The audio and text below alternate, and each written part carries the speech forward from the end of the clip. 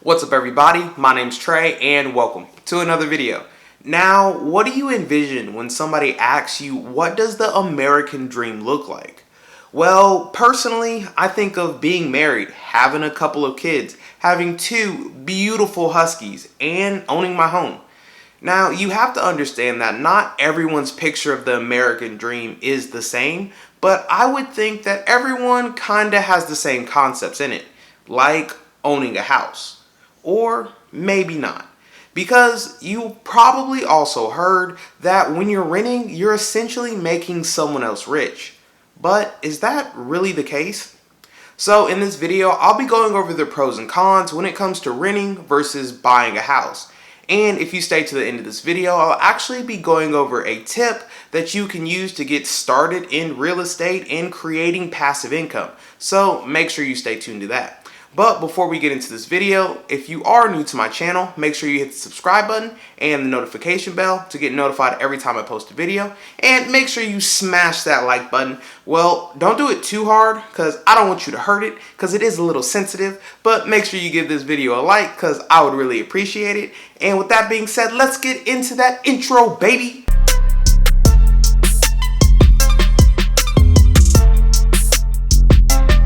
Now, you have to understand that this video is just meant to be a guide to help you start researching on whether or not renting a home or buying a home is the best option for you. This debate on whether renting is better or buying is better will literally go on forever, and that's because there's no right answer. I mean, there's literally a ton of different factors that go into whether or not you should be buying or renting. You have to look at where you are in your life right now. What does your income look like? And what are some of the goals that you actually have for your financial standings? And a great example of this would be, would you rather buy a townhouse or a condo? I mean, the question itself is pretty simple, but there's a lot of different factors that go into picking which one would be right for you.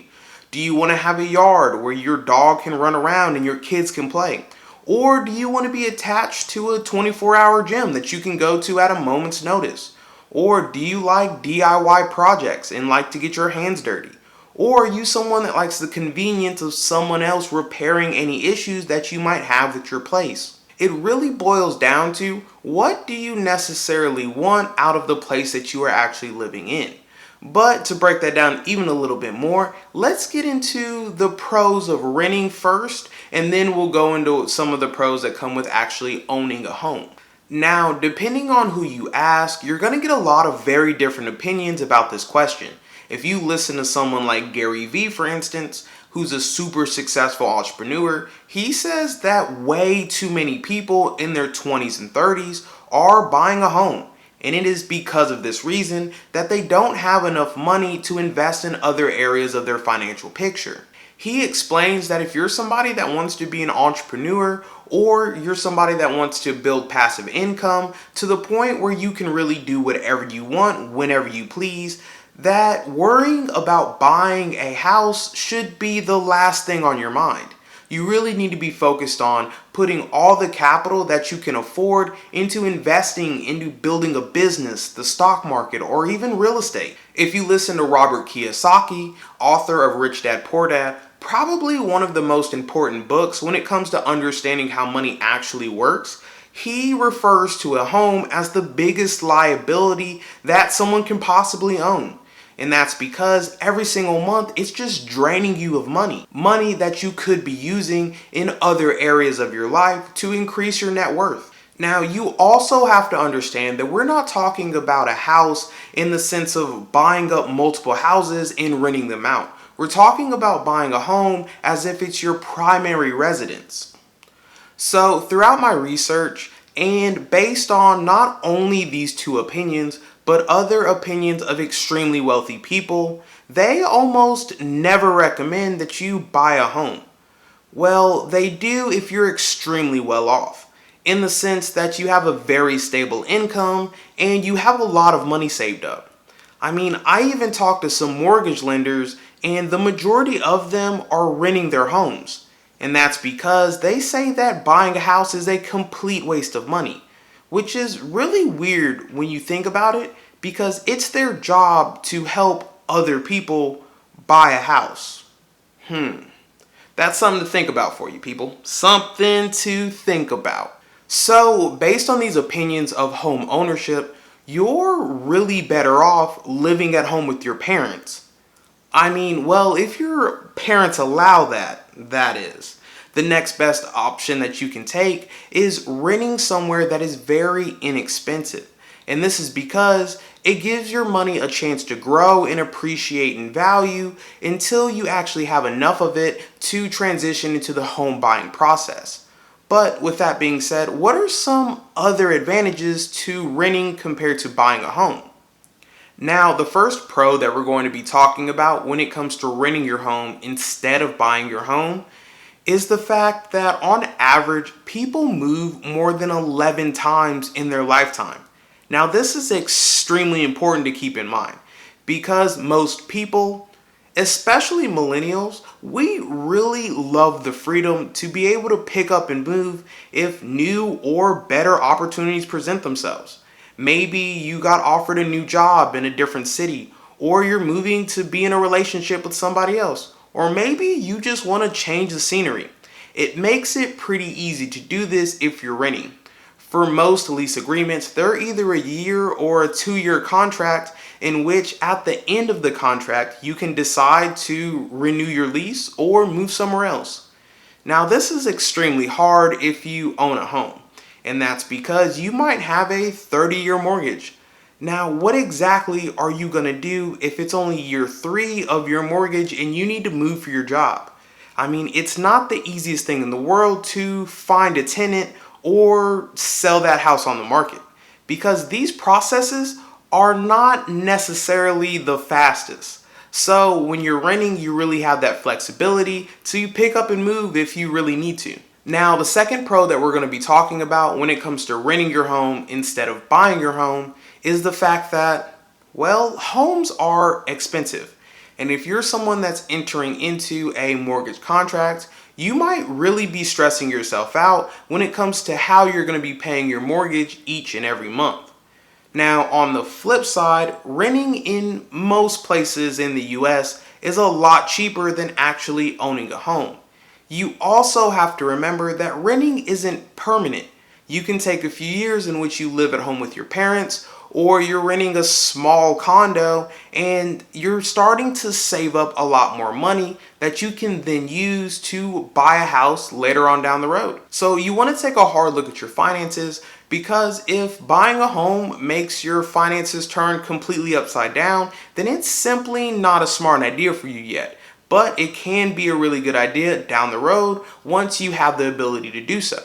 The final pro that we're going to be talking about when it comes to renting your home instead of buying your home is the fact that if anything goes wrong in your actual residence, it's someone else's job to fix it. And I know personally, I had a water heater that broke about 2 years ago, and it would have cost about $3,000 for a brand new water heater. I mean, that's absolutely crazy. So if you are someone the final pro that we're going to be talking about when it comes to renting your home instead of buying your home is the fact that when you're renting, if any issues go wrong in your actual residence, it's somebody else's job to make sure they get fixed, which is really nice. I know personally, I had a water heater go out about 2 years ago, and it would have costed $2,000 for a brand new water heater to get installed, which is a lot of money.